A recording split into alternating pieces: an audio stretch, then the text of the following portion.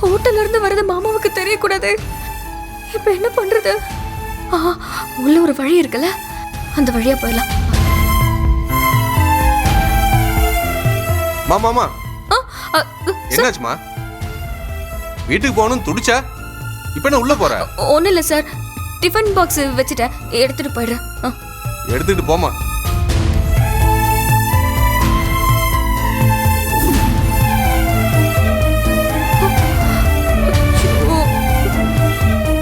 இவங்க வேற இங்கே நிக்கிறாங்களே.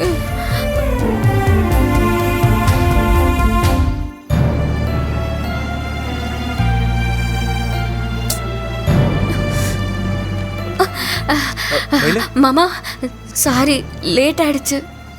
லேட் ஆனது இருக்கட்டும் மயிலு, ஆபீஸ் எங்கேயோ இருக்கு, நீ வேற எங்கேயோ இருந்து வர.